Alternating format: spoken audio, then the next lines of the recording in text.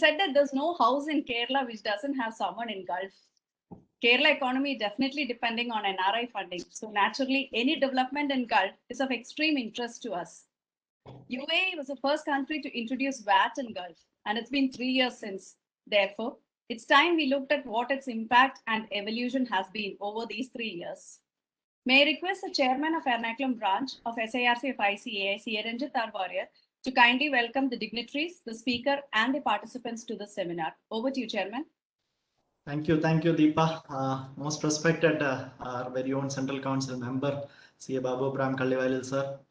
And if I may call the chief guest that we have for this session today, Sundar Nurani ji from chairman of Dubai chapter, our very own regional council member from Ernakulam, presentation from Ernakulam, Jomon K. George sir, eminent faculty that we have for the day, Jay Duseja ji, my esteemed managing committee colleagues, participants. Very, very good morning to all of you. Fine Saturday morning in Kochi. For the moment, though we are all undergoing lockdowns, probably this is the time to have hold a cup of good tea and listen to a topic like this, which probably has a lot of global importance, the opportunities which has in offer for Indian chartered accountants per se. All of us know that for many Indian chartered accountants, especially in Kerala, like how Deepa said, might have interest, the academic interest, and more so some assignments, work assignments that you might, many of us might carry in the Middle East, and also the opportunity that it holds for Indian chartered accountants per se, when it comes to tax, especially that we are handling complicated systems such as GST and income tax also. And the way in which probably we can imbibe or we can easily adopt to the UAE VAT system is of probably a good importance and an attraction to Indian chartered accountants as well. Thanks to good technology, the development, the evolvement of technology, that few of us, for example, are here from Cochin. The chief guest is from Dubai, joining us live. The eminent faculty is from Muscat. So all together forming under one platform for a global topic is big thanks to technology, and also for the fact that topics or assignments such as UAE VAT and other such global assignments could be definitely or easily be implemented or executed again only because of technology. And I'm sure that many of us sitting here would have been filing some kind of UAE VAT or is aware of what is happening and is also undergoing some kind of UAE assignments that many of us are involved in. But like probably how Jomon sir might say it, we can sometimes blame it on the technology, that if not for now, if not for Corona, for this given time or for any assignment, we would have enjoyed the reception and the warmth of our very own members in Dubai. So let us try and evolve and learn, most importantly, on the basic aspects of UAE that our eminent faculty for the day, Jay Duseja ji, is going to offer to us. And let us try and make use of such global opportunities, especially for the given time that we are all undergoing as chartered accountants. So straight away going into my duty, at the outset, let me first of all welcome wholeheartedly our very own Central Council member, who's been instrumental in helping us invite the chief guest for the day, and also in giving a lot of light to this idea when I threw it to him. Thanks to you, Babu sir, and wholeheartedly welcoming you to the session, sir. Chairman of Dubai chapter, very, very down-to-earth personality. From the first time I heard Jomon sir speaking to him, I thought, of course, the chairman of Dubai chapter is somebody of definitely of a stature. And when I spoke to him personally, the kind of down-to-earth man he is, the kind of excitement that he showed towards this initiative is been truly instrumental. He is from Mangalore, I believe, and holds close relationship with many of our chartered accountant members. And especially inviting him as a chairman, as the chief guest, he was the first instant that he replied was, Ranjit, Babu sir, no, at least don't call me as a chief guest. but when we have our very own leaders, so that is the kind of down-to-earth personality he is. Very, very warm welcome to you, Sab, and wishing you all the best for the international conference that you are hosting. All of us know Dubai chapter has been very active, for years, and has been winning the best chapter award. As you all know that any branch or a chapter which is outside the country is termed chapter, and they've been very active for past several years. And Sundarji has also been very active with n number of programs. He was sharing with me the kind of schedule that he carries for the members, for the benefit of members in Dubai. All the very best once again to you, sir. Also, Jai Duseja ji, Jomon sir was again very instrumental when I say this, that when I discussed this with him, and also I should acknowledge the support and the advice that I also received from our member CA Razi Moideen. When we discussed this kind of a topic, and he was the one who aptly suggested, let's have a word with Jomon sir. I'm sure he has some good connects and PR there, along with Raju Menon sir. And that's how we rightly roped in Jai, very, very young, dynamic, going through his his profile. He is also a rank holder chartered accountant with rich experience and exposure in UAE VAT per se. He is joining us live from Muscat today to address all of us. Hearty welcome to you, Jai Duseja ji. My eminent managing committee colleagues, Secretary Deepa Varghese, immediate past chairman Roy Varghese sir, vice chairman A.V. Joseph, Treasurer Alan Joseph, Salim Rashid, and Srinivasan PR. Hearty welcome to each one of you.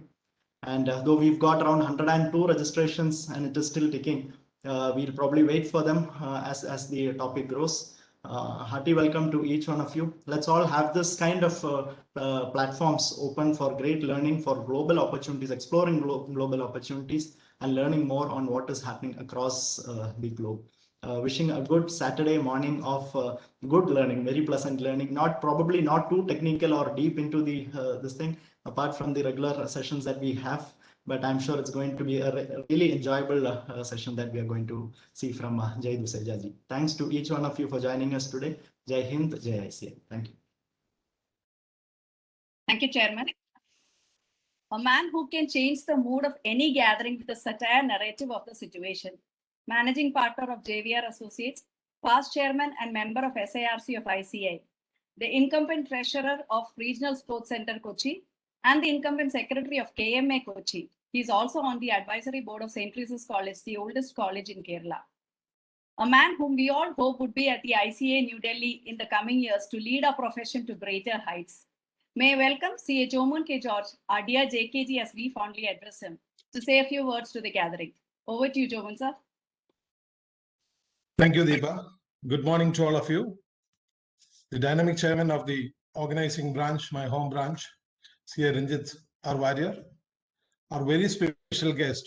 Sir asked me to address as chief guest, very, very special guest. We can call him a guest. He's so close to Kerala and Cochin. Sundar Noorni sir, the very dynamic chairman of the most active overseas chapter of ICA for many years, the Dubai chapter, where I had a lot of personal interaction, attended many of the meetings there. We had many of our friends from Kerala serving as chairman of that very, very dynamic and vibrant chapter. Raju Menon, Nandakumar sir, then James Matthew, last year Mohammed Bangara, so many of them. And this year Sundar Noorni sir is now, with all the difficulties posed by the COVID pandemic, he is steering the branch through wonderful series of activities engaging the members in the region, not only in the UAE, the entire GCC, and for me, a very close friend, a patron, a well-wisher, and very, very, very down-to-earth person, as Ranjit has rightly mentioned, heading a very, very important, handling a very important responsibilities of a multinational firm, yet serving the profession. 7th year in the executive committee. They call it EXCOM in Dubai. No words to, I've run short of words to compliment and hail the excellent work that's being done by this very, very committed chartered account for the last many years at Dubai chapter. And a big thank you for joining us this morning in spite of your busy schedule. Thank you so much, sir. And our very, very dear, beloved Babu sir, our Central Council member, serving 9th year in the Apex Council of the Institute, who too has a very, very close connection with the Dubai chapter, as well as to Noorni sir. And so he has been a great support all these years, and for me also, like an elder brother, he has been guiding me through. Thank you, Babu sir, for all that, and very good morning to you. And Jay Duseja ji, now online with us from Muscat after doing a wonderful job in the UAE VAT transition. The topic is the evolution of VAT. You have been in the midst of that, in the core of that, I know, with MMGIS, and I too had a test with UAE VAT in the initial days. So thank you so much for joining us, and really nice. And Oman, Sultanate of Oman, for information, from 1st April, am I right, the JG? 1st April. 16th April. Yeah, they are migrated. They are also going into tax. The entire GCC, where there was an oil crisis, many of the economies, of course, Dubai is not much dependent, but UAE, I think about 42% of UAE's GDP is oil GDP from the Northern Emirates. Dubai, I think it is single digit as a percentage of the GDP of that particular emirate. But then with that in concern, a few years back in 2018, 1st Jan 2018, UAE made this revolutionary transition, or rather decision to impose VAT in that country, which is much younger to a country like India. And the people of the UAE, for that matter, they had to be taught, Duseja will agree, that they had to be taught from the spelling of tax, if I'm right, because tax, that kind of impacting tax is so alien to their culture and businesses. But then, thanks to the entire work done by the Indian chartered accountants there, the diaspora has done a wonderful job. The regulatory authorities, the FTA, the interaction they had, a simple regime of a single rate 5% tax. UAE has made a huge progress, and in 18, 19, and 20, the VAT revenues brought around 30 billion dirhams, which is 600 billion rupees roughly. So that's the kind of collections they have been able to mop up. And now, then it was KSA, I think, then Bahrain, and now Oman. So all of GCC, probably Qatar will be the last, and then that's going to happen. So as Ranjit rightly said, this offers a huge opportunity, offers huge world of opportunities for chartered accountants there. And of course, whoever has a connect or whoever can develop a connect using technology and domain knowledge with that territory and that geography.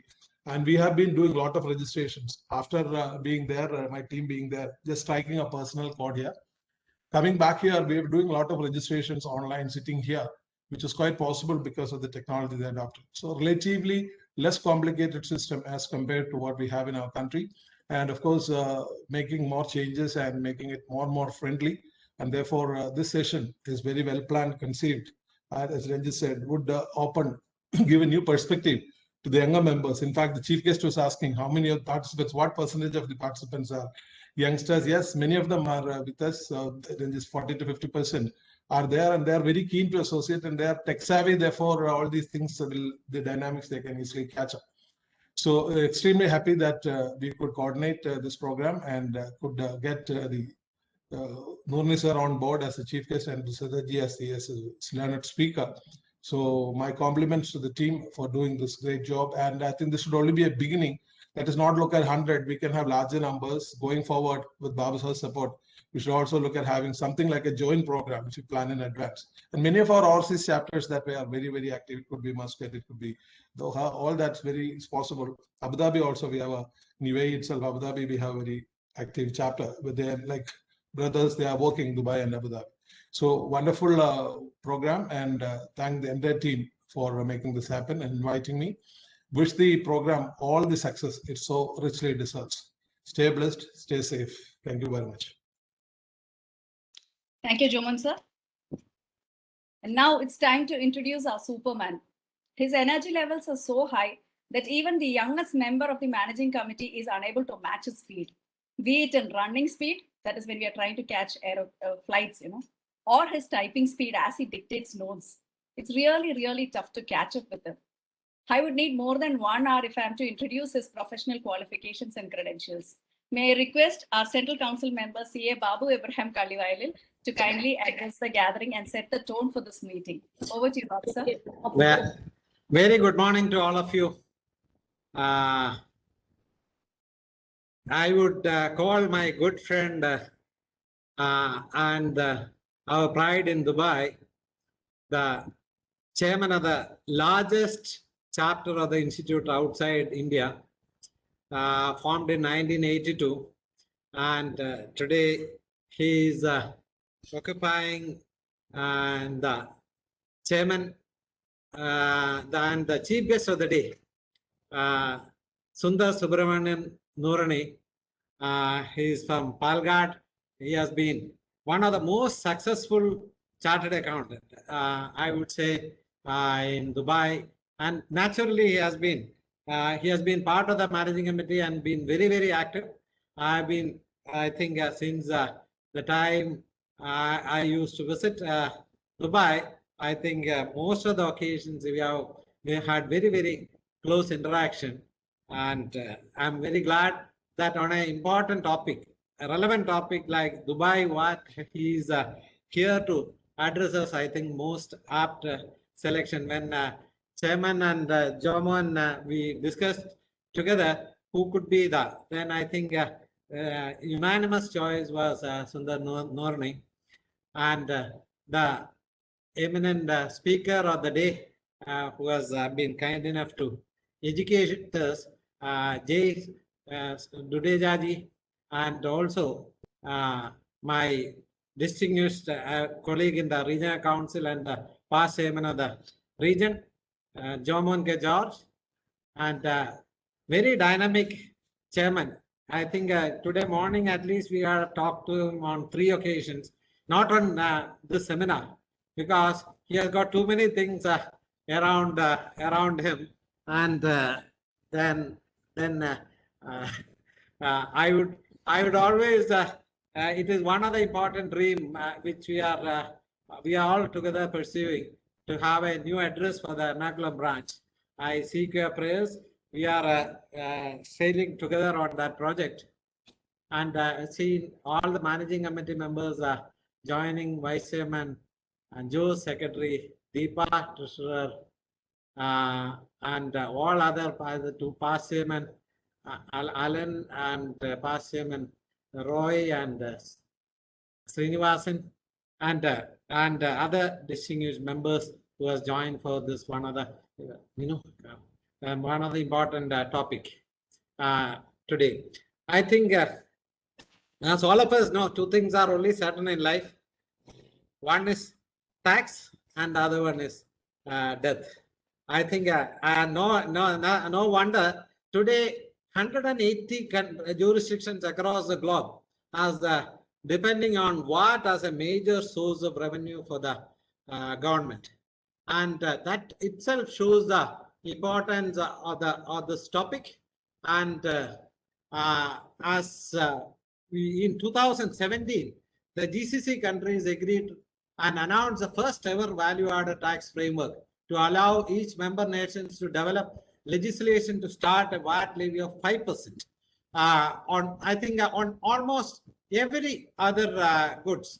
There are certain exempted ones, but I think largely most of the goods and services are covered today. The UAE and Saudi Arabia are the first one to implement from 1st of January 2018, followed by Bahrain in the very next year. And I think the latest addition was Sultanate of Oman, which introduced VAT regime from April of 2021. And I think the introduction of VAT in Dubai, a traditionally tax-free jurisdiction, brings in a lot of opportunities for chartered accountant. And I think today there is no boundaries for the world. I have seen many chartered accountants are providing services across the globe by sitting at Cochin, because now today it is just possible. Your location doesn't matter. And I think many of the chartered accountants are directly being partnered with our friends in Dubai in the implementation of Dubai VAT. Therefore, this offers very, very extremely good opportunities. I think those entities who have supplies or imports exceeding 3,75,000 Dubai dirhams are required to mandatorily register. And I think for 1,87,500 dirhams, it is optional. Therefore, I think that shows a broad spectrum of the opportunities for chartered accountants. And you know, Dubai is a country which is known for administering its laws so meticulously. And the Federal Tax Authority which was established in 2016 and to administer collection and enforcement of VAT law. Therefore, I think a trained professionals who can guide the do's and don'ts of the system, who can act as a mediator between the Federal Tax Authority is, I think, today it's more of a mandatory, I would say, where the chartered accountant's role is more relevant and stands more pronounced. Therefore, CS has to ensure the tax compliance, carrying out the legal activities, managing the records, and preparing and filing the VAT returns. I think this is all possible by sitting at Cochin.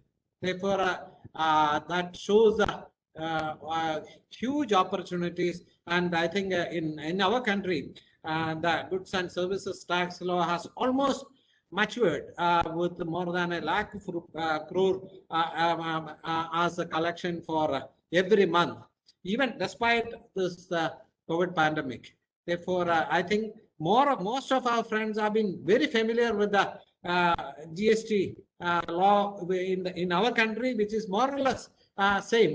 Though it is called as GST here, it is more or less same. It is a VAT there in Dubai and other jurisdictions.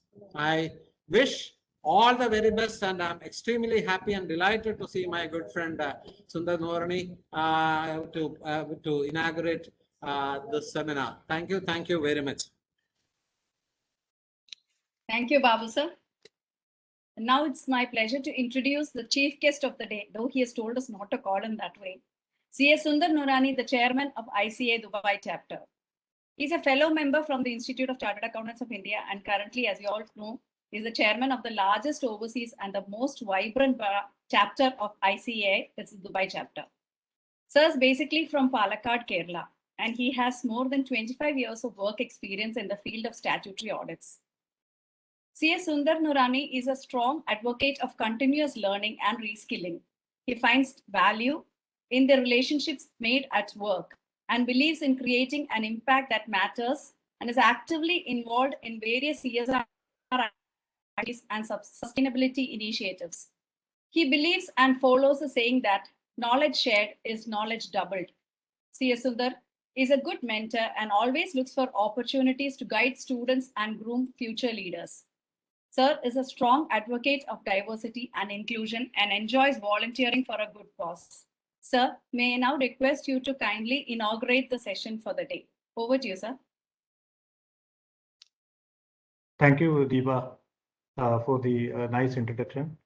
Respected Chairman of the Ernakulam branch, CA Ranjit R. Warrior, and other office bearers of the branch, Secretary Deepa ma'am, and Vice Chairman Joe sir, Central Council Member CA Babu Abraham Kallivail, Regional Council Member CA Jomon K. George, and all members of Ernakulam branch and other invitees who are present in the virtual event. A very good morning to all of you from Dubai. It gives me immense pleasure as the chairman of the Institute of Chartered Accountants of India, Dubai chapter in PIO, to give an introductory keynote address to this august gathering of members of the Ernakulam branch, which is the first branch of SARC of ICAI in Kerala, set up on 1st December 1967, and which has more than 2,300 members and more than 8,000 students. Dubai chapter is the largest overseas chapter of ICAI and is the most vibrant and award-winning chapter, which has a membership base of more than 2,600 members in Dubai and Northern Emirates. My journey in Dubai chapter as an executive committee member began in the year 2015, and after serving twice as executive committee member and then treasurer, secretary and vice chairman, this year I took the responsibility as the chairman of the chapter. I am a firm believer of perseverance, collaboration, inclusion, and teamwork, and strongly believe in giving back to the profession and community. And with lots of humbleness, I can firmly say that these beliefs have fueled my growth professionally and personally. Very happy to note that we are discussing the UAE VAT update on this day at Ernakulam branch, which shows the role played by the UAE and other GCC countries in providing ample opportunities to Indian chartered accountants who are experts in VAT tax laws to practice in a hybrid way, keeping their base in India as well as in UAE and other GCC countries. Tax revenues generated in 2019 amounted to about 31 billion, that is around 8.4 billion US dollars, compared to almost 29 billion, that is US dollar 7.9 billion in the first year, that is in 2018. The growth rate of total tax revenue in 2019 increased by about 7% in comparison to 2018. UAE's GDP is around 420 billion, hence 20% of GDP is from VAT. As you all know, UAE moved to tax regime in 2018. Excise tax was introduced in 2017 and VAT in 2018. You may be wondering about the applicability of income tax in UAE. Currently, it is applicable to foreign banks and certain oil sectors. No income tax on other business sectors currently. Now let us look into the compliance opportunities available to chartered accountants, which is gaining momentum in the United Arab Emirates. As you all know, UAE was blacklisted by European Union earlier, and then UAE introduced the minimum BEPS action plan of OEDC. ESR and CBSR was introduced in 2019, and then United Arab Emirates was removed from the blacklist. Compliance requirements are high now. AML also has become mandatory. As you know, UBO is part of the AML.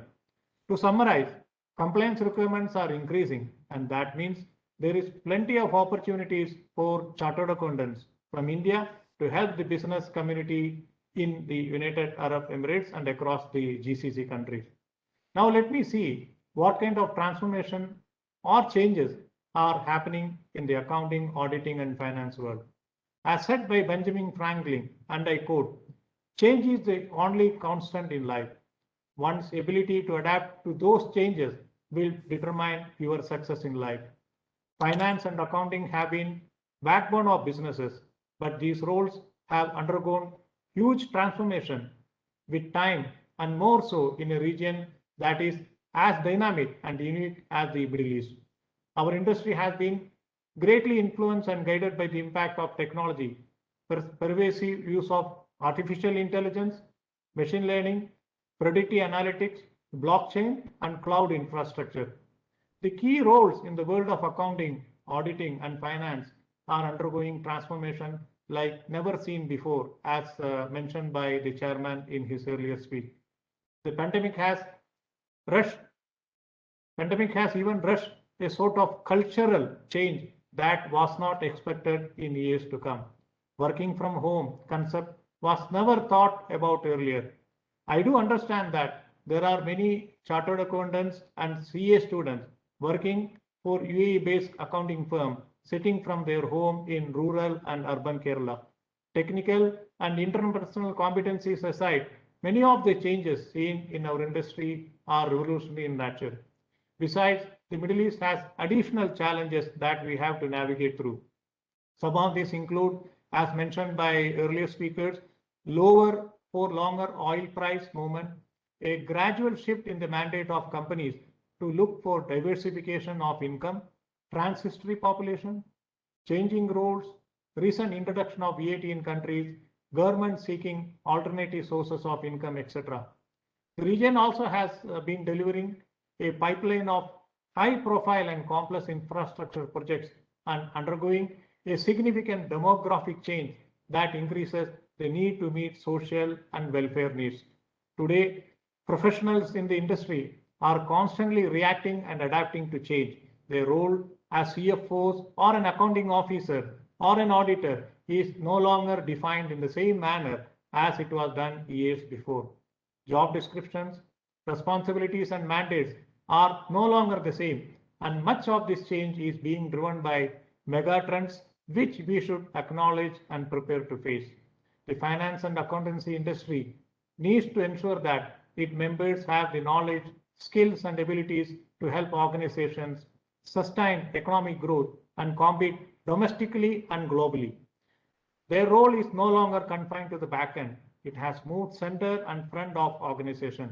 The roles of CFOs, for instance, has changed dramatically. The evolving landscape surely has created greater need for collaboration. Therefore, it is pertinent that we don't always react to change, but identify the drivers of change and future skills, adjust the upcoming trends, and know how to influence the future need for professional finance experts and accountants.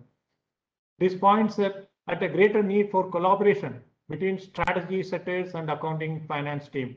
Also, organization should be aware of what is on the horizon. Strategy and accounting teams will need to consider the impact of potential future change. The global need for the technical expertise of professional accountants will continue in the long term, with some existing technical competencies increasing in value and others likely to diminish. Whatever the shape of the future business environment, it will require flexibility and relevance. Professional finance experts, auditors, and accountants must both maintain their technical excellence and supplement this with highly developed personal skills and professional qualities. On behalf of everyone at the Dubai chapter, I welcome all of you to Dubai to visit and see the opportunities available there, as well as to participate and be part of Expo 2020, which will start after 3 months from October 2020 to March 2022. UAE is 100% vaccinated and well controlled, and lots of protocols required to comply with COVID-19 restrictions. I am also happy to share with you that we are planning and working on the approval for our first physical event, annual international conference, after a gap of 15 months of virtual events on June 26, 2021 at Coca-Cola Arena in Dubai. We will be celebrating the year of 50th of the United Arab Emirates and also will be welcoming 75th anniversary of India's independence during this occasion. Let me say 2 lines as to what we did as a chapter to support our fellow countrymen. We contributed around 75 oxygen concentrators. Majority of them were distributed across India through our ICA network, for which we thank our president as well as other leaders for helping us to distribute it to the needy. Last year, we worked closely with the Indian consulate in Dubai to support our fellow countrymen in Dubai by supplying them with food and other basic necessities who were struggling to cope up with the pandemic. Last year, our members also contributed to PM's COVID fund, which was driven by the ICAI.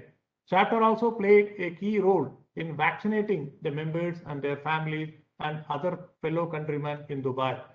I was going through the chairman's message for May 2021 and noted about the wonderful contributions the Ernakulam branch did to support COVID-19 initiative, like supporting the needy and facilitating the vaccination. I know that I took much time than what was allocated, but when you speak with your own family and community members, you don't sometimes stick to your time. And I thank the chairman of the branch for inviting me to share my thoughts today morning, and I wish you all the very best.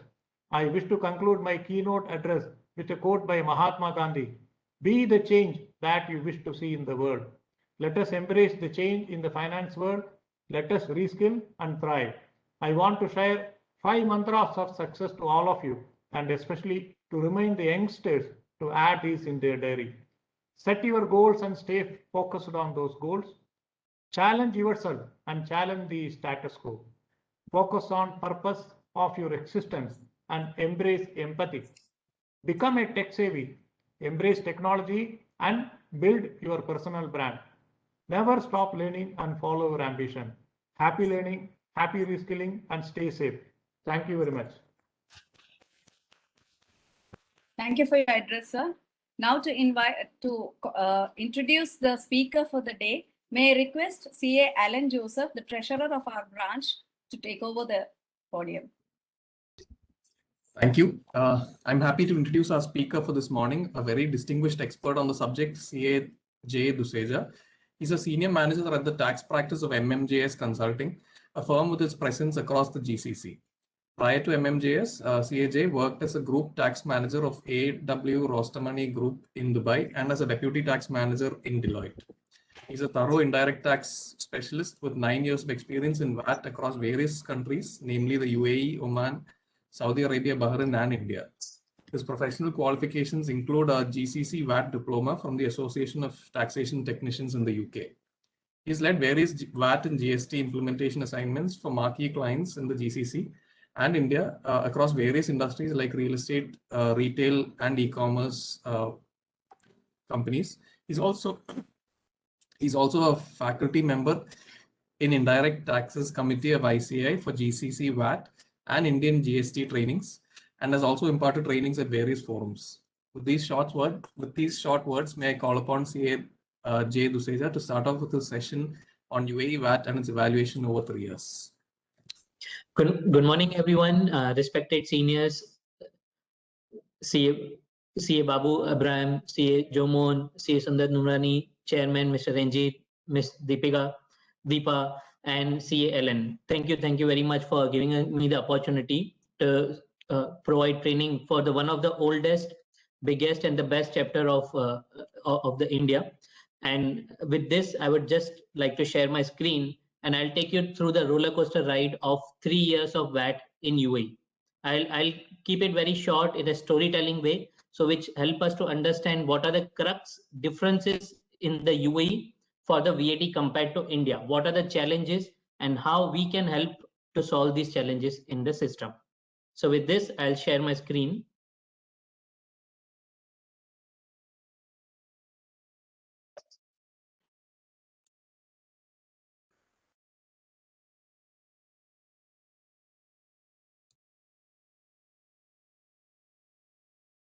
Hope my screen is visible to all.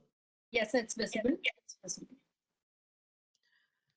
So in span of, let's say, next 45 minutes, I'll cover the journey of 3 years. Then we have specifically kept 20 to 25 minutes for members to seek the Q&A, to ask their queries about the UAE VAT.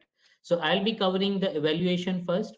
Then there's a mechanism in UAE called public clarifications, through which authorities clarifies their interpretation. I'll be taking up those. VAT audits, how are these being conducted, and what is the further procedure in the coming years? Tax litigation and the recent changes in the penalties in the UAE, which are the game changer. So these would be the 4 agenda which I would be covering today. So starting with the first point, implementation in 2018. In 2016, the agreement of VAT was signed by the GCC member states. There are 6 GCC member states, namely United Arab Emirates, Bahrain, Saudi Arabia, Sultanate of Oman, Qatar, and Kuwait. All 6 were supposed to implement VAT within a span of 6 months from any first country introducing the VAT. In 2017, August 17, the VAT law was published in UAE, and in November 26th, 2017, executive regulation, which we call it rules in India, were published in UAE. So the companies got hardly 1 calendar month to implement VAT in UAE. It was to be effective from 1st January 2018. So everybody was thinking that VAT might not come in UAE because it has a status of tax-free nation from many years. So nobody was actually expecting it. They were assuming it will get postponed or delayed, but it was implemented without any postponement on 1st January 2018. So the initial impression among the companies was that it will be very simple. It will be only 5, 0, exempt, 3 categories. That's it. UAE will not bring much complications into VAT. So with this, it got implemented within 1 month. Companies started implementing. I'll be covering various industries, how it what VAT rate were applicable and what were the implication. So it started on January 18, and in the education sector, there were two rates which were implemented, 0 and 5. The objective was not to burden the education sector with VAT. They made it 0 rate so that education institutions can claim the VAT input tax on their procurement. However, they don't have to charge to the students. It should be a neutral. So they bifurcated the entire education industry into two buckets. Basic education and higher education, 0, plus related goods and services for the education will also be 0. However, the goods and services which are not mandatory for the education were made 5. For example, school uniforms, stationery, electronic equipment. These are not a mandatory requirement for imparting education. Those were categorized under the 5% category. So with this, the schools were having the issues of interpreting which items, which transactions are mandatory for education and which are not mandatory. However, the authorities tried to give the guidance through the table which is there on my screen, that these are the illustrative list of items which are supposed to be 0 and 5. Then moving to the healthcare sector. The objective of healthcare introducing VAT also in the healthcare sector was same like education, not to burden the patients with 5% VAT. So the preventive healthcare services and related goods and services were made 0 rated. There was a list of medical equipments and medicines published by the Ministry of Health in United Arab Emirates, which was 0%. However, other elective treatments or cosmetic treatments were made subject to 5% VAT. So this was the initial impact on the healthcare sector. Then moving to the third industry, oil and gas. In oil and gas, again, they made two bifurcation. Crude oil and natural gas, which is in unrefined form, was subject to 0% VAT. However, the refined fuels like petrol, diesel, for the domestic consumption, they were subject to 5% rate. So in initial impression was just it's 5 and 0. I'll cover the complications in the next point.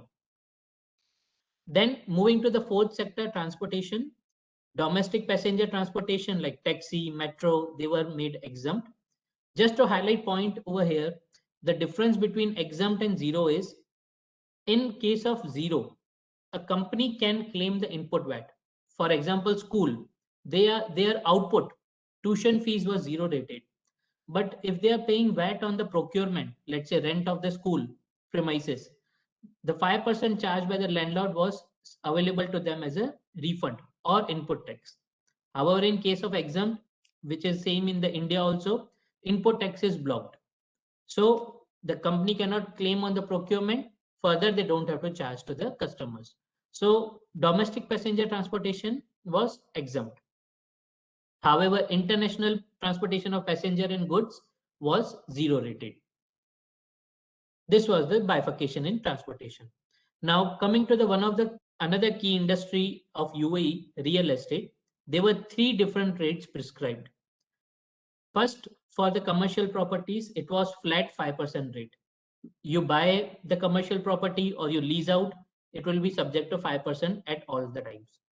However, in case of residential, they implemented 2 rates, 0 and exempt.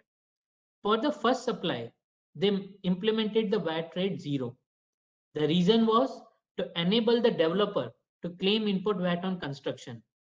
So if their first supply, when they will lease out the units or sell the apartments, it is 0 VAT, and they were allowed full refund of VAT paid on the construction.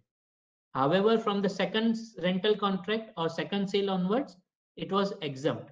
So the secondary market exempt, primary market was 0 rated. Further, sale of bare land was exempt. Covered land was 5%. I'll cover the complications between bare and covered in the coming slides. Further, there was a special refund scheme introduced for UAE citizens. If they are building their home, they can get a refund of 5% paid on the construction. Then moving to the another key industry, financial services, 2 bifurcations were made. Anything which is margin based is exempt, like interest of any kind of loan is exempt. However, the supplies which are fixed fee basis, like commission, fees, account opening charges, they were subject to 5% VAT. So the financial services, banks, life insurance, NBFCs, they have mixed supplies, exempt as well as 5%. Then moving to the industry which is close to the heart of women's, I say gold and silver. Over there, investment gold, which is having 24% purity, was subject to 0%. However, below that, any jewelry of 22 karat or 18 karat was subject to 5%. Then insurance industry, life insurance was exempt. Other than life, all kind of insurances were subject to 5% VAT. Moving to food and beverage, initially tax authorities, they had announced that they will publish a list of 99 food items, basic food items, which will be subject to 0% rate. Then they came across the thought, or they pursued the thought, that it will create complications like we have in India, whether Kit Kat is a chocolate or it's a biscuit, whether the Jaffa cake is a cake or it's a bread. These kind of complications which are already there in Europe and in India because of the classification. Recently, there was one of the news in India that parota is not same as roti. So there are different GST rates versus 18 to 28. So they perceived that there can be complications here also in UAE leading to the classification. And at the end moment, they implemented that all the food items will be subject to 5 to avoid any kind of classification issue. So you rather buy a bread or you buy any milkshake, all is subject to 5%. Quickly taking to the other sectors, telecommunication was flat 5%. Government activities were considered out of scope. The activities which they conduct in the sovereign capacity, let's say issuance of visa, birth certificate, death certificate, they were considered not a supply, not a commercial transaction, hence no VAT on them. However, there were many activities which government entities are doing at par with the private entities, like renting of the premises. Those were considered as good as the taxable supply, and same VAT rate will apply, 5 or 0, which is there on the private sectors. Then coming to the non-profit organizations, similar to India, in UAE also there are a lot of NGOs, charity organizations. For them, tax authorities published a list, approved list of charities. Those were subject to out of scope of VAT. Other charity organizations was as good as the private organization, and they were supposed to charge VAT on their activities. Moving to the second last one, free zones. Now, as you all know that in UAE, there are more than 42 free zones. These zones were created by the government authorities to attract the foreign investment. They offer 100% ownership in those free zones. They exemptions from custom duties, various corporate taxes.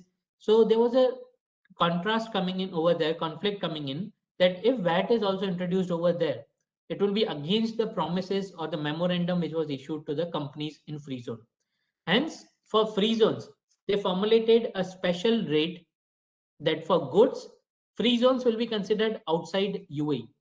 So it will have the same treatment like goods coming from India. So if any goods are sold by one of the free zone to the mainland UAE, it will be considered as good as goods coming out from India to UAE as an import of goods. So they made it import, that importer will pay, supplier and free zones are not supposed to charge VAT. However, for services, they made no distinction. Any services provided by free zone company also were at par with the mainland companies. Both were subject to 5% VAT rate. Then there were a few other special rules for sale of used item, profit margin, and a VAT group. This concept they had borrowed from Europe, which is not there in India, that multiple legal entities, let's say a subsidiary or a holding company or associate concern, they can form a group from VAT perspective. They will be allotted only one VAT number, any transaction within the group members, even though they are different companies, will not be subject to VAT. However, like it's in contrast to India, like in India, we need to take registration for every state also. So in UAE, this is a beneficial provision that they have adopted from the European VAT. So with this, everything was going smooth. The first month, they thought, okay, it's all 5.0, no implications, implementation is done, task is over. But no, that was just the start of the tip of the iceberg. From the month of March onwards, March 2018 onwards, tax authorities started publishing public clarifications, their interpretation. Till now, there are 26 public clarifications issued by them, 30 plus user guides, e-learning, and a numerous private clarifications. So like in India, we have the advanced ruling mechanism. In UAE, we have a mechanism called private clarification, wherein company can apply and get the answer for their business specific transaction, which will be applicable only to them, not to general public. So the moment public clarification started getting published, companies realized that they have made they adopted wrong tax position, or there is a mistake in the VAT treatment adopted by them. And as we all know, in UAE, the penalties are much higher, not in only in UAE, in any GCC countries, the penalties are multifold of tax. Like there's a parking fee of 2 dirham. If you don't pay the parking fee, there's a fine of 150 dirham. So it's multifold, not even double or thrice, it's multifold of the actual fees. And with every public clarification, it was retrospective effect from 1st January onwards. So the companies having the wrong treatment, they were supposed to pay tax from 1st January onwards, along with the hefty penalties, which were around 300%, or if I say 1% per day of the tax amount. So I'll start with each and every public clarification to bring out the crux, what were the difficulties and the confusion arising in the UAE. The first public clarification was on compensation payment. That through this clarification, the tax authorities clarified that if there is any payment which a company is receiving because of loss suffered by them as per the contract, will not be subject to VAT. For example, liquidated damages or late delivery charges, early contract termination. These payments which a company is receiving, they don't provide anything in return. They don't provide any service. These kind of transactions will not be subject to VAT. However, the important point they highlighted over there, that nomenclature is not important. You may term it as early termination and you may consider it as compensation payment. That will not suffice. You have to see the actual nature. For example, cancellation fee in the hospitality. If a hotel is charging cancellation fee, it is not compensation payment. It is subject to 5% VAT. Even though it is named compensation or cancellation, 5% VAT will apply. So with this, many companies, they had charged 5% VAT on liquidated damages, a very same issue in India, which is under litigation, whether liquidated damages will be subject to GST or not. However, in UAE, they clarified it is not subject to VAT. Then they issued second public clarification, profit margin scheme. So there was a provision that when a supplier is selling second-hand goods, he can apply the VAT only on the profit margin, not on the full sales value. So most of the automotive companies, they charged VAT under profit margin on the second-hand cars sold by them.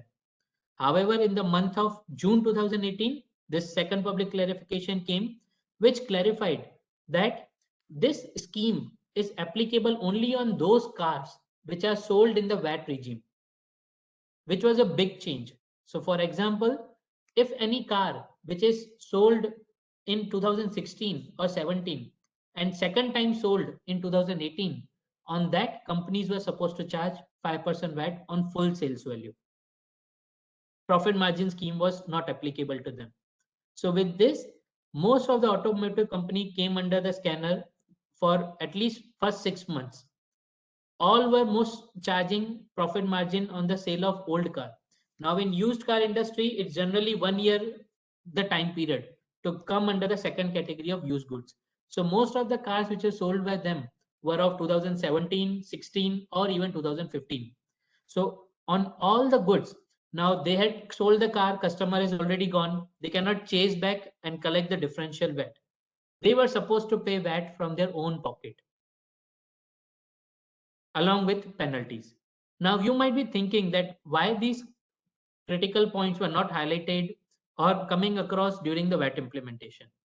The law in UAE is only 33 pages, very small, very concise, not like India 800 pages or 700 pages.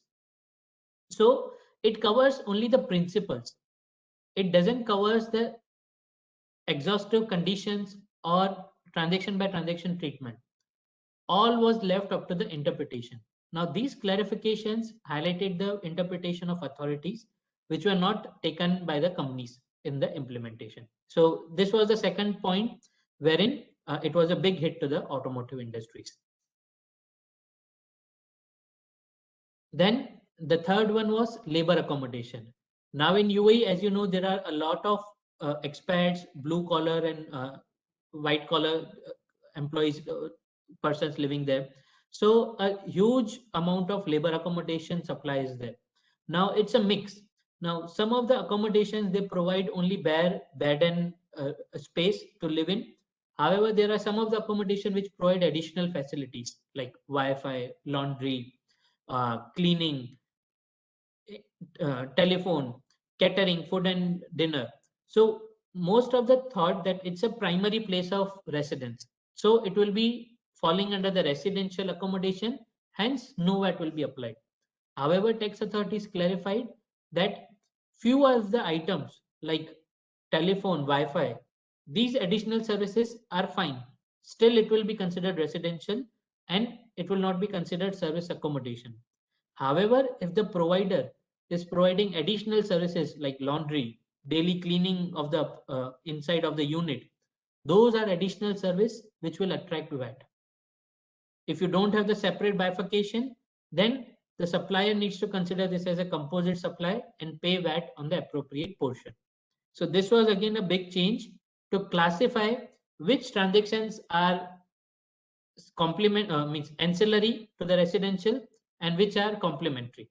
So this was the difference which created a confusion among the real estate industry. Further, they clarified through this clarification that if employer is deducting something from the salary of the employee for the labor accommodation, this employer will be considered making an exempt supply. They have to report the supply into their VAT return as an exempt supply. So this was again a point which was missing in most of the companies. Then use of exchange rate. Tax authorities clarified that they have to use exchange rate of Central Bank of UAE. Company cannot use their own central exchange rate. Now this was a major concern, I would say, from ERP perspective, because many companies, they were using their global exchange rate. They cannot change simply for their entity in UAE. And the difference was not much. However, as per VAT law, they were mandated to use the exchange rate of Central Bank of UAE for any foreign services which they receive or foreign currency billing which they make in UAE. So still now it's a very rampant practice that the invoices are issued in US dollars or foreign currencies in addition to dirham. So all the companies, they were asked to follow the exchange rate of Central Bank of UAE and even the exact decimals. So if it's 4 decimal exchange rate, they cannot even round off to 2. They have to follow the entire decimals. This was another big challenge which was brought in by the tax authorities. Entertainment expense. This was one of the, I would say, still a lot of gray area concerned with the companies. Now in the law, they have defined entertainment expense means any kind of expense which results in the end consumption and not provided in no case of normal course of meeting. Highly interpretive. So for, let's say, for a company, keeping a launch would be considered entertainment. However, for a real estate company, launching a project is not an entertainment. It's part and parcel of their business. Without having such launch, they cannot sell their projects. They cannot attract the investors. So it was highly interpretive which expenses to claim input VAT, which expenses not to claim. So the authorities made a two distinction that if you think it's a business expense, claim VAT. If you think it's entertainment expense, don't claim VAT, it's debarred. So companies were supposed to filter each and every expenses into these two categories. For example, if there's any seminar, conference kept within the company, and over there the food, lunch or dinner is provided. Now this expense, is it necessary for business? Is this training helping the company into business, or it's just a regular monthly meet or a gala dinner? If it's regular meet, just a celebration, VAT cannot be claimed. If it's must business expense like a training, then VAT can be claimed. So even these clarifications, they don't give a clear direction. They give the interpretation and the guideline. Then another point they highlighted, like sundry expenses in the office, pantry expenses that you claim for dates, sugar, milk, water, small items. However, if you're providing food items like sandwiches, those cannot be claimed.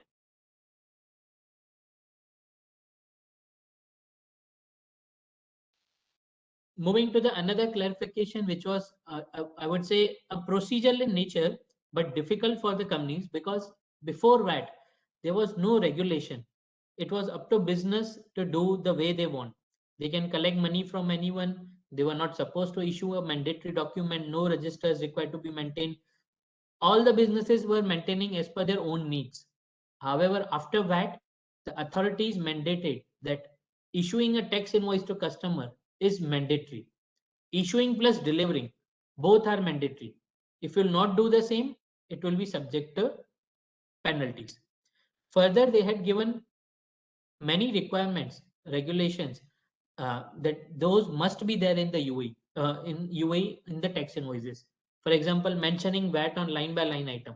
Now, many companies were facing difficulties from software perspective that they were not able to print line by line. However, they were able to print on the header level. But tax authorities clarified that not permissible. You need to mention on line by line basis. Further, they made a regulation that any goods or services must be displayed at a price inclusive of VAT. The logic was they did not wanted the customers to have a psychological shock that he is being charged VAT.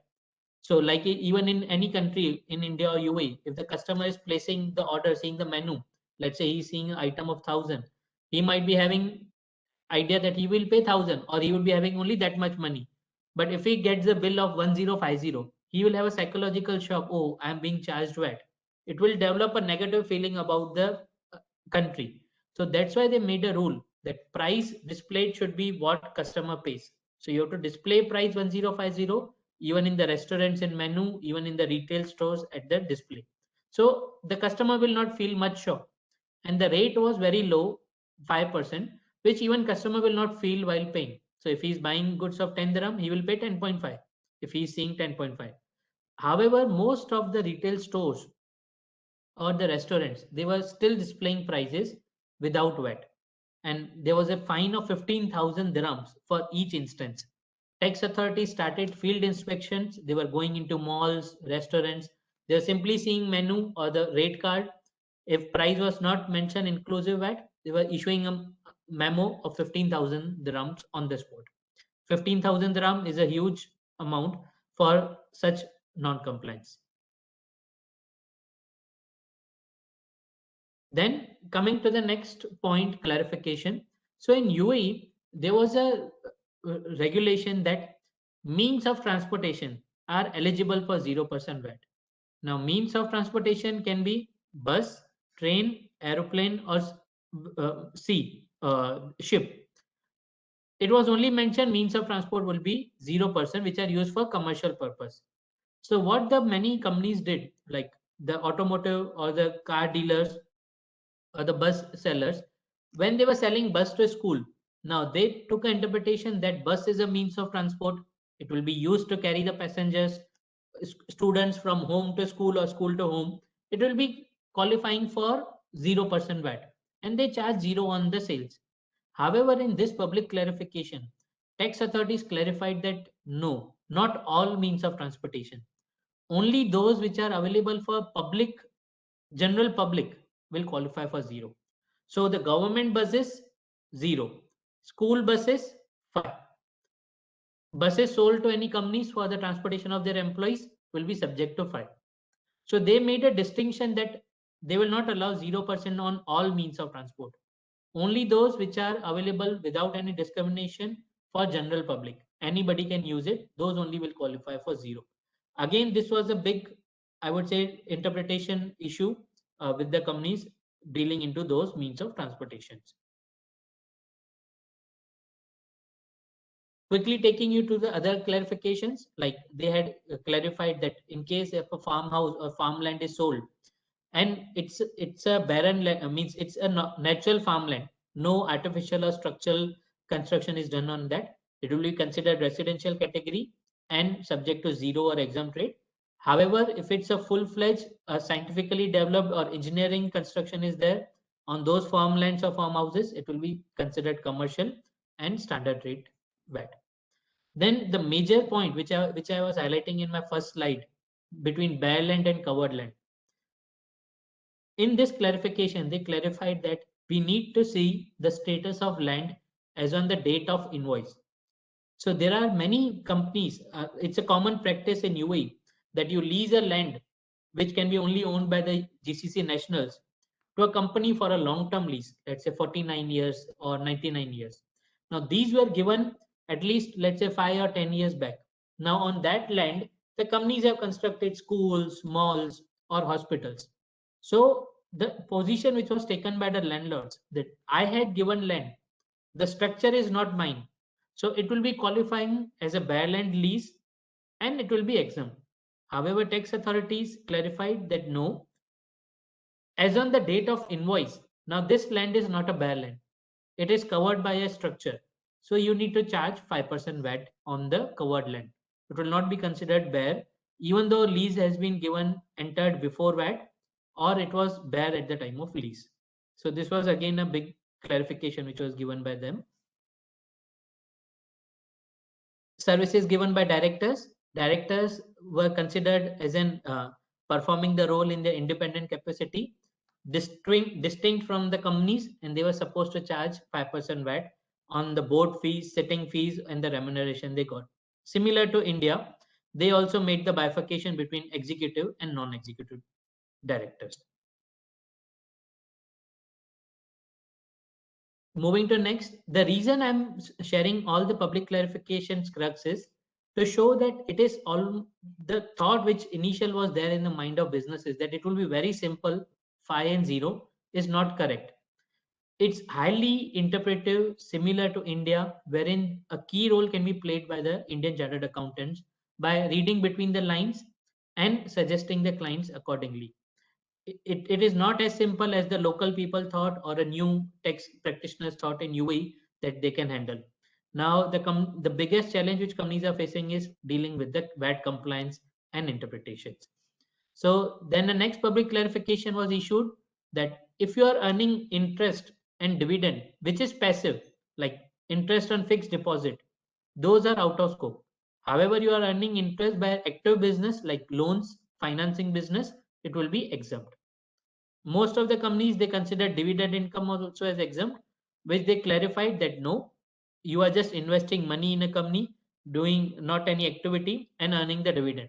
Hence, it will be out of scope from VAT. It cannot be considered as an exempt. Donations, they made two distinctions. If a donor, by giving the money, is getting any benefit in return, let's say in terms of advertising his name or marketing, donation will qualify as a supply, 5% VAT. If it's only one way, you give money, you don't receive any service or goods in return, it is out of scope of VAT. No VAT to be applied.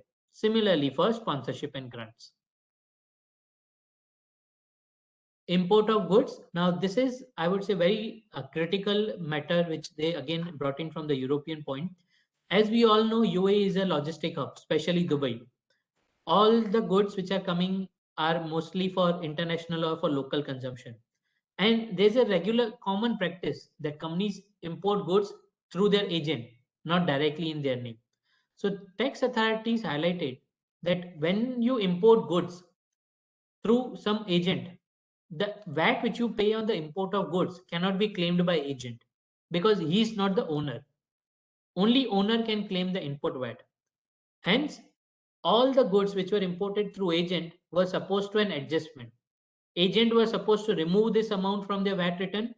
Owner, actual user of the goods, were supposed to add. Now, this was the manual adjustment required, not was happening automatically. And this public clarification was published, I would say, around a year later.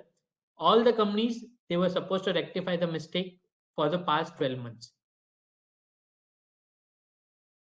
Reimbursement versus disbursement, a common issue which is there in India also, that in case companies recovering additional expenses, whether to charge 5 or 0 on that. So they classified that if you are making only a payment on others' behalf, you are not coming into the invoice channel, then it is disbursement. For example, company A got an invoice from a vendor. They don't have money. They requested company B to make payment on their behalf.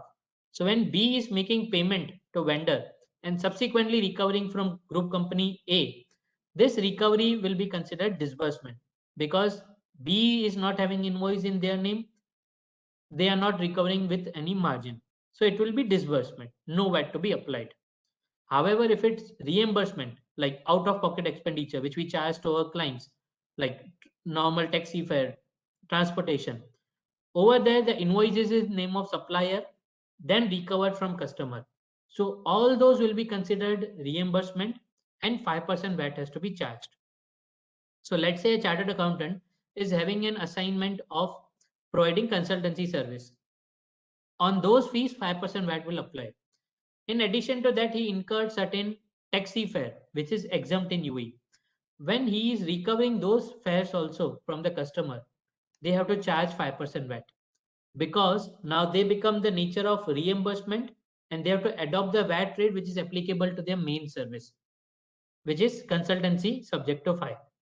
So similar to this, professional firms, logistic companies, those who do a lot of reimbursements were missing that part. They had not charged VAT on the reimbursement and were supposed to charge after this clarification from the retrospective effect. I'll skip this. I'll take up the crucial ones, consider in the interest of time. The slides will be shared with member. They can take it up at their own. I'll cover the crucial ones to highlight the intensity of interpretation issues in UAE. Then taking up the next one, which is, I would say, a game changer in the healthcare. Now, as we all saw in the first slide, healthcare preventive treatments were mentioned 0. Now the wordings in the law were preventive services provided to patients are 0. So there are many arrangements in UAE wherein a doctor, he is providing as a consultant, means in his personal capacity, independent capacity with the hospital. They are not the employee. So they have a contract with hospital to treat their patients. They'll get a fixed amount in return of those services. So tax authorities clarified that 0 rate will apply only if it is provided to patients directly. Means a lag between hospital and patient is 0. However, the first leg, services by doctor to hospital, is subject to 5. Means they highlighted B2B services will be 5% VAT, B2C services will be subject to 0. Now this was the big change. Most of the doctors which we came across or such kind of professionals, they were not charging VAT. They thought they are ultimately treating patients, hence it will be 0%. But no, their contract was with hospital. They are getting payment from a business entity, which is an hospital. Their contract was subject to 5%. Now this tax clarification came, I would say, almost 18 months after. So for the first 18 months also, the professionals, individuals were supposed to charge VAT and they were attracted huge penalties on the late payment.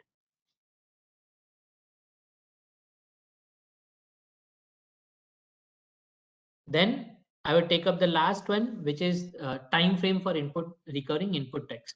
Now, since it was introduced first time in the UAE, there was not a rigorous process of recording the invoices on time. Even in many countries, we see 1 month or 2 month delay is a very normal. So if a company has received an invoice from the supplier, let's say in the month of Jan, they may be accounting in the month of March or April, or they may be receiving very late. This was, and they understood the moment we receive, on that time we will claim the VAT. However, by public clarification 17, tax authorities clarified that you cannot claim VAT only on the invoice. You should also have intention to pay. So many companies, they record, but they don't make payment within 6 months. If they are not making payment within 6 months to vendor, they were supposed to reverse the VAT, which most of the companies were not doing. However, by this public clarification, they mandated and made it public that if you will not do, it will be considered non-compliance and subject to reversal. I understand similar concept is there in India also, that if you don't make payment to vendor, you have to reverse the input VAT, input tax.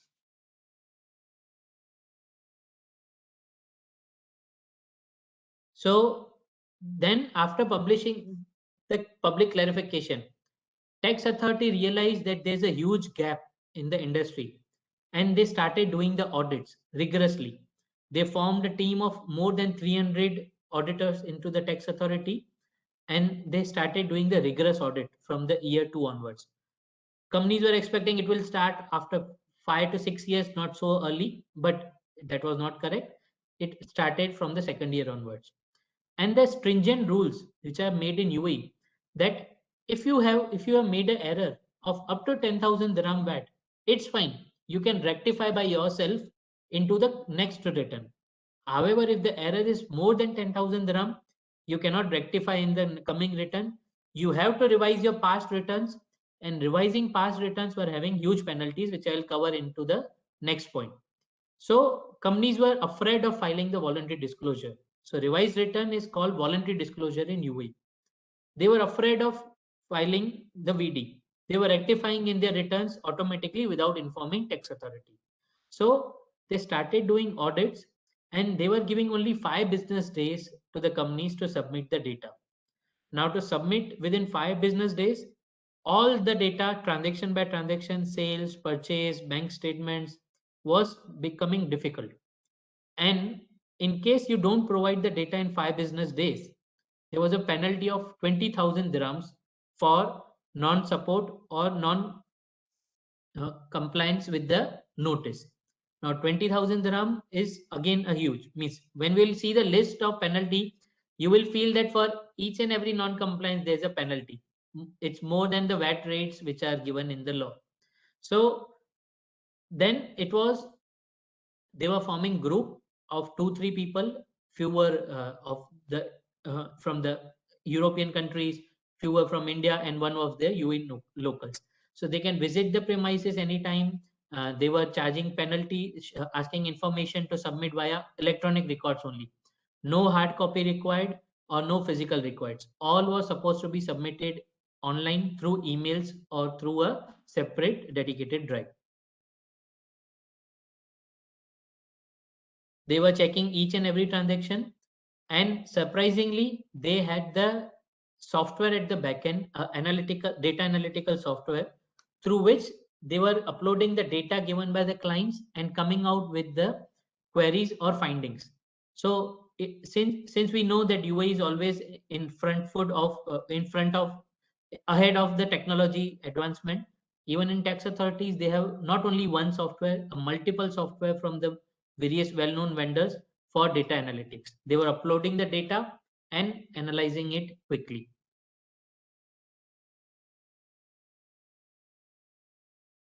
So it was just a second year. Most of the businesses, they were not maintaining records transaction by transaction or in a proper format.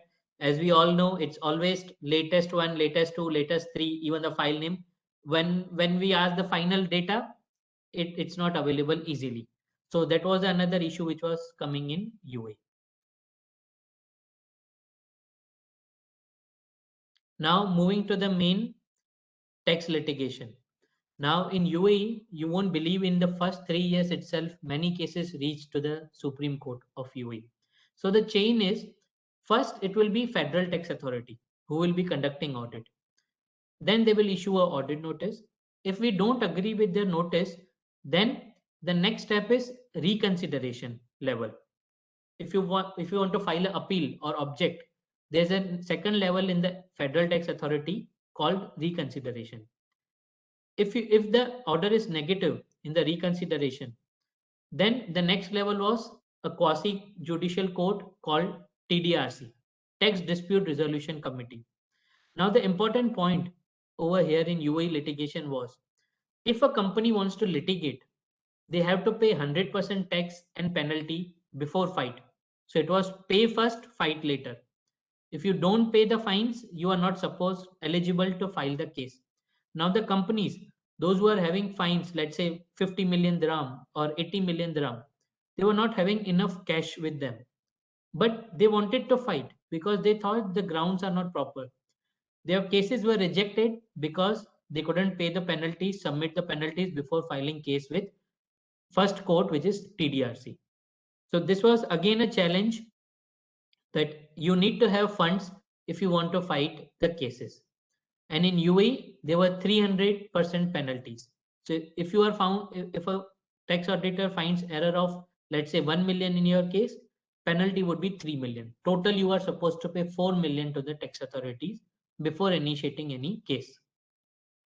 Then after TDRC, there were 3 more courts. The first one is named as Court of First Instance, second is Court of Appeal, and third is Supreme Court. So total 4 courts, and the 5th level was reconsideration. 5 levels of litigations are there in UAE. Now another opportunity over there was that most of the lawyers or the experts, which we call in litigation, were not having the tax background. They were lawyers having the legal knowledge, but they were not the tax experts. So many of the consulting firm, they were taking the joint assignments that we will prepare the submission, grounds, appeals, and lawyer will represent. Those were again a joint practice going on in UAE in the litigation area, wherein we chartered accountants are obviously more better than any other person in terms of interpretation.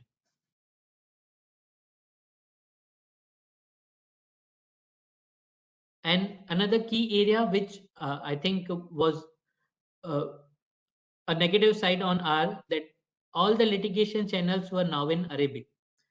So in case you know the Arabic, those persons will be having an upper hand in terms of opportunities and in terms of competence if they know both English and Arabic. So Arabic was becoming one of the barrier for the chartered accountants in the litigation field. After this, I'll take you to the main game changer change in the UAE, change in the tax penalties. So from beginning, I'm referring again and again, huge penalties. So they were actually huge. Now, recently, the tax authorities or the ruler of UAE, ruler of Dubai, he passed a new law substantially reducing the penalties. They had given almost 70% discount in the old penalties. Now, this law will be implemented from 28 June onwards, not yet implemented. But just to show you the comparison, how drastically penalties are reduced, to just give you an idea. So on my screen, I'll quickly take you to the non-compliances, violations, new penalties, and the old penalties. So for example, the first one, in case you don't keep the records properly, there were penalty of 10,000 dirham for the first non-compliance, first time of instance, 50,000 in case of each repetition. So let's say if a tax auditor is asking you, give me a sales register or a bank statement or a stock register. If the company is not able to give, 50,000 dirham was a fine for repetition, which they have reduced to 20,000 now, which is almost half of the original one. Then there was a penalty for late registration. 20 business days are given to companies for registering. As Babu sir mentioned, that mandatory limit was 375,000. If companies were not registering, they were charged penalty of 20,000 dirham, even for 1 day delay. Now they have reduced to 10,000, half of the original. I'll take up to the major ones. it's a long list, so I'll take you to the key and the crucial penalties. Then the draconian penalty was serial number 9 in the penalty law. Earlier, there was penalty of 2% for the delay, first 6 days delay. So the due date in UAE is 28th of end of the return, end of the quarter or the filing period which is allotted. By 28th, company has to pay. So for the return of January, they have to pay by 28th February. If it is not paid, then on 29th, 2% will come automatically through system the moment the system clock turns 12 a.m. 2% for first 6 days, 4% for remaining 3 weeks. So for the first month, 2 plus 4, 6% was the penalty. From the second month onwards, it was 1% per day penalty charged to the company. Maximum was 300%. So for a non-compliance of 10,000, you will end up paying 40,000 total, 30,000 in terms of penalty, 10,000 in terms of tax. Now they have drastically reduced to 2% for the first month, then 4% from the second month onwards. So it has been reduced from 1% per day to 4% per month. Still 4% is high compared to the bank rates, interest rates which are there in the UAE.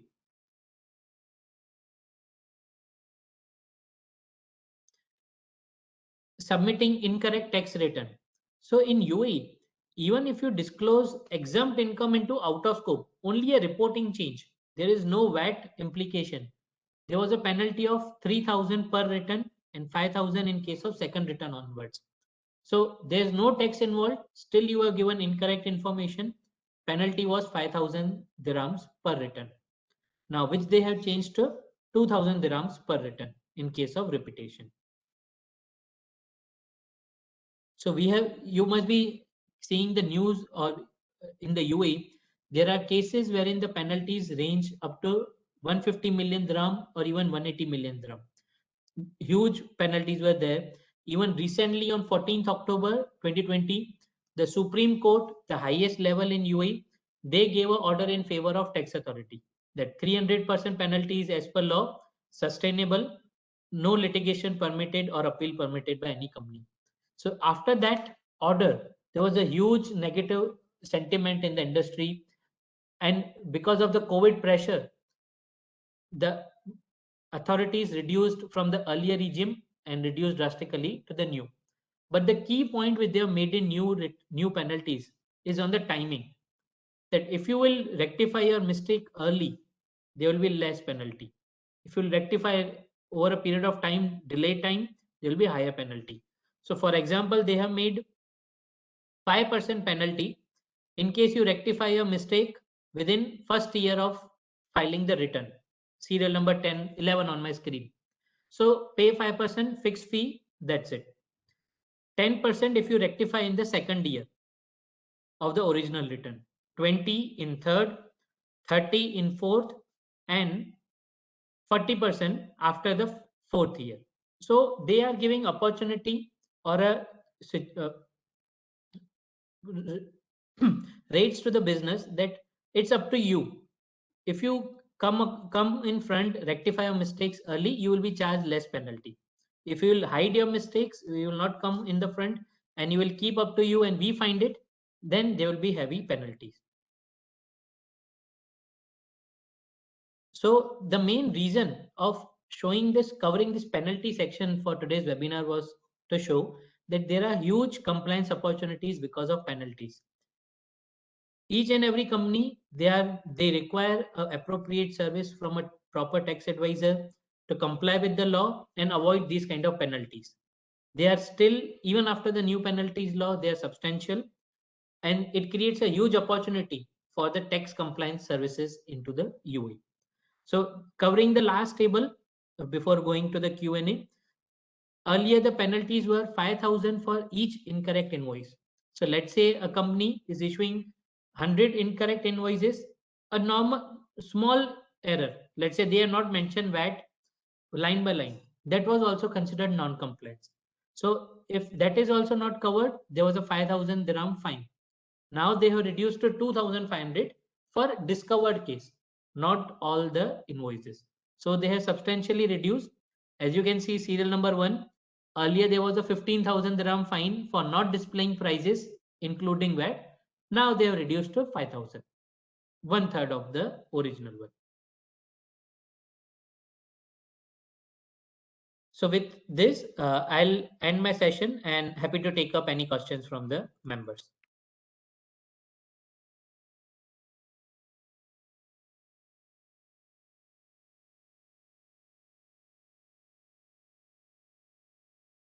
There's a question which has come up in the chat box. Can you see that? Do you want me to read it out for you? Just a minute, Ms. Deepa, I'll read out. Sure. Yeah, I can see that. Can you please explain reverse tax? Yeah. So the reverse charge mechanism is similar to India, that in case a company is procuring goods or services from foreign vendors, foreign vendor not being registered in UAE, they cannot charge VAT. Hence, a reverse mechanism was introduced that customer needs to deposit the VAT, account for VAT in their own VAT return. So for goods, it will be coming through the box 6 of the UAE VAT return automatically, even for services. So let's say a company based in UAE, they are taking services from a CA firm in India. Now that CA firm being non-resident, they cannot charge UAE VAT. So the customer will pay 5% in their VAT return by their own to the tax authority. In case they are into fully taxable business, they will claim in the same time. So they will disclose 5% output VAT, input 5. Ultimately, it will be a book entry, cashless. However, if it's a financial institution, they will report output VAT. They can claim input VAT only proportionate, and remaining amount they will pay to tax authority directly. So it is an easy way, making a user-friendly economy, not mandating all the foreign suppliers to come and register. Let the customer pay directly who is VAT registered. So this concept is called reverse charge mechanism.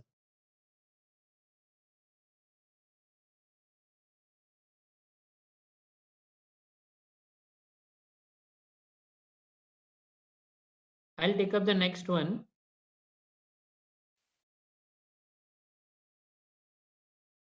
How the VAT audit is conducted by FTA. So currently they are conducting in a hybrid mode. They visit the premises also. They form a team of 4 to 5 member firm. One is the lead auditor, other are the team members, and they ask for the data of from beginning. Let's say if they are starting today, they will ask for the data of entire 3.5 years, including bank statements, reconciliation. Reconciliation is the key which they are emphasizing. Most of the companies, they were not keeping the reconciliation. Let's say a real estate company, their revenue will be on accrued basis. However, in the VAT, it will be on the receipt basis or the rent collection basis. So those kind of things they are asking. And the main important crucial point is they are giving very less time, 5 days time to submit the data. So if you're not prepared, if you're not cooperating with them, then they are charging huge penalty and issuing a best judgment audit report according to them. So that is the key, wherein a quick support, quick turnaround is very important.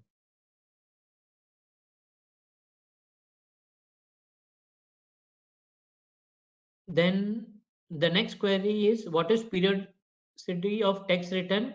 So there are 3 types of periodicity which are awarded by the authority. Common is monthly for large entities which are into retail. So they are required to file return every month by 28th of next month. So for Jan, 20th Feb, 20th March. Then second is quarterly. And third one is half yearly, which was assigned initially. Now they are not assigning. So commonly to quarterly period filing or monthly period filing. 28th of next month, common for both. And the returns are completely online. Payments are completely online. And the another point which is there in UAE, we don't have mechanism to meet tax authorities like in India. We cannot physically go over there and meet officer, discuss our problem. It's complete electronic. You can discuss only by emails or by the communication channels given by them, electronic, submitting forms, making a case, appeal, attaching supporting document. they will also revert in writing. So there's no oral communication even, entirely electronic.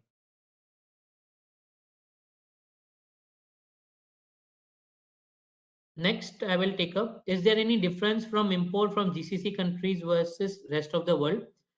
Currently, all the GCC members are considered at par with rest of the world because all the 6 GCC members, they are not implemented VAT. Qatar and Kuwait yet they are to implement. So you import goods in UAE from Saudi Arabia will be as good as importing goods from India. Both are at par. Rules are same.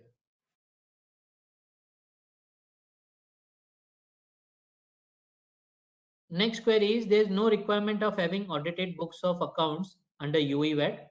However, the authorities are demanding while applying for deregistration. Is it lawful demand? What's the remedy? So in this, Mr. Manoj, in case of deregistration, they are asking the financial statements from 2017 onwards only, not before that. And as per VAT law, from past 1 year and 2018 onwards, keeping records, audited balance sheets were mandatory from VAT perspective. There was no another statutory requirement like in India we have for tax audit. However, from VAT audit perspective, it was mandatory. And I would say, yes, they are lawful in demanding the same.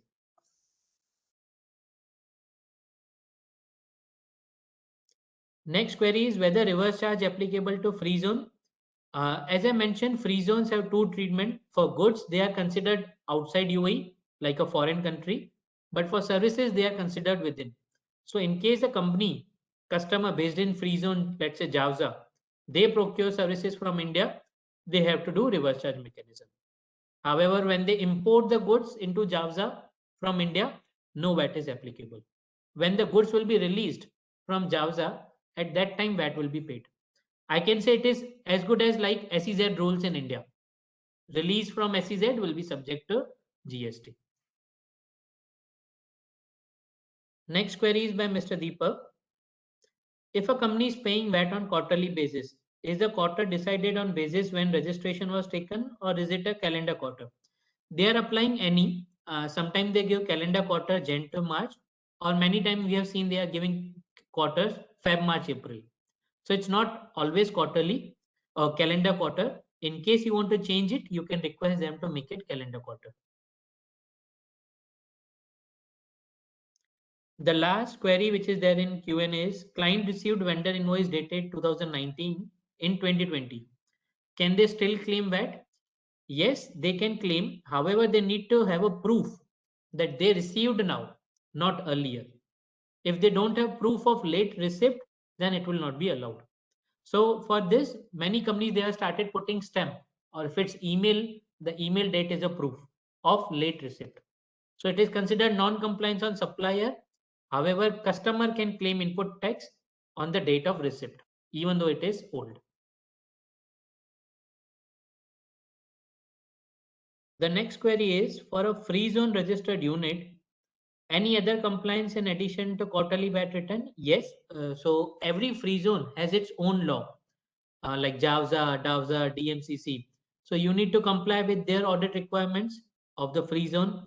Customs audit, because there's no custom duty. So custom authorities generally do the audit that you properly maintain the stock. You don't sell in the mainland without appropriate custom duties. So there can be customs audit. Now, as Sundar sir mentioned, there are more compliances coming in. AML law is coming, ESR is there, ultimate beneficiary ownership law is there. So there are many more compliances which are there in free zone as well as to mainland companies. VAT is not only the one. Even excise tax is there if the company is dealing into specified products of carbonated drinks or tobacco products. So these were the queries till date. So one query has come up. Are you able to see that? Yeah, by Mr. Manoj. Yes. Is quarterly return based on calendar quarter? I think this I addressed, that in case it is a different quarter allotted to you, you can request tax authority, federal tax authority, to change, to make it as per your calendar quarter. Now that will be for future. For past, you have to give them reconciliation as per your VAT return. So let's say your financial year ends on March. but VAT return ends on December, so you have to give reconciliation up to December to them.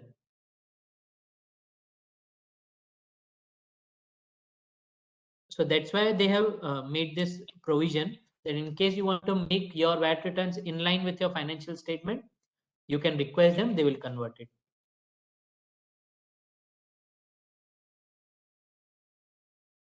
So there's one question which has come up on the chat box that is not on the Q&A tab. Yeah. The question is, can you briefly touch on the export from UAE to GCC implementing versus to GCC non-implementing countries with reference to UAE VAT law provisions after VAT is implemented by all GCC countries? Yeah. So once the all the six, so the requirement is all the 6 member states must implement VAT. Further, there will be a ESS system, electronic service system, which will be helping them to exchange the data simultaneously. So once both the conditions are fulfilled, the trade between these 6 GCC members will be considered out of scope. So UAE company, if they are providing services or goods to a company based in, let's say, Oman, for UAE it is out of scope. Oman will do reverse charge mechanism. So this will be the change. I'm sorry, please continue. Yeah, so this will be the change. Now, when UAE is selling goods to Oman or providing services to Oman, it is considered zero rated export. After this implementation, it will be considered out of scope. This will be the change. One more question has been sent to the chat box. Turnover limit for monthly filing of return or quarterly filing. What is the turnover limit for monthly filing of return or quarterly filing? So there is no proper, I would say, turnover criteria based on which they are allotting. It's all to their decision. Case by case, we have seen companies having turnover of more than 100 million getting quarterly, companies having turnover of 10 million only getting monthly. So it's all to the discretion of tax authority. They are assigning any period. But if I say just from my review, to retail companies wherein B2C is involved, they are giving monthly to ensure that customer supplier collecting VAT from customer pays immediately as soon in the next month. They don't keep with them for more months. But there's no specific turnover for bifurcating. I think we are done for the day. No more questions coming up so far. So, Joe sir, Vice Chairman. Vice Chairman, so I would just shall like we to proceed add one statement. Yes, please. Yes, Deepa. Kindly go ahead. Our speaker was saying something, sir. Please. Yeah, Jay, sir. I would just like to add one point that still there is a huge opportunities in the GCC for, because it's very becoming volatile, interpretive. Tax authorities are very aggressive. The thought which was there that it will be very easy and simple, it's not so. In the first year, their target was 12 billion dirhams and they collected 29, double than their budget. So it always increases the expectation. It will never go down. So huge opportunities, interpretive, wherein we Indian Chartered Accountants can use our past skills of India and guide even the clients and tax authorities which should be the correct position. So like till now we have got success in 2 cases wherein tax authorities interpretation was wrong. We filed the appeal after the private clarification and they changed it. So it's not so, it's not only one way. There's a still huge scope to rectify and make a proper representation.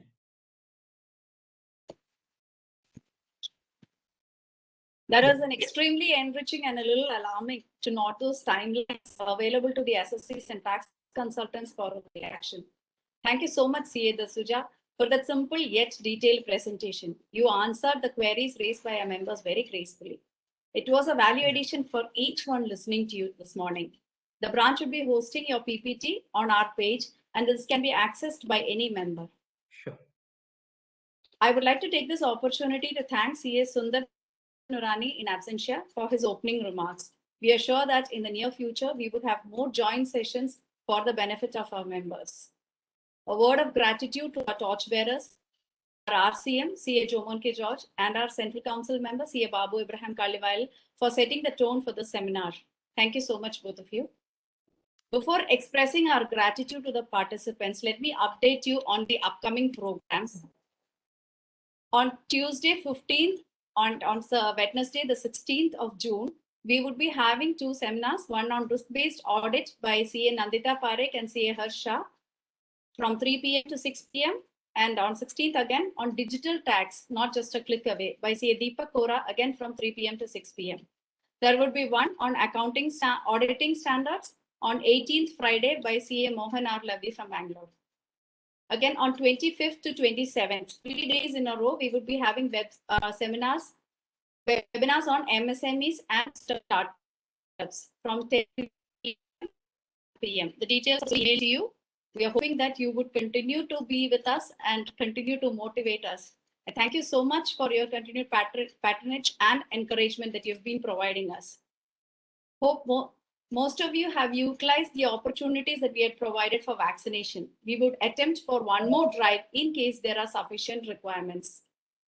A very special thanks to our branch staff for the strong support that they've been providing us. Let's march together forward. Thank you once again. Jai Hind, Jai ICC.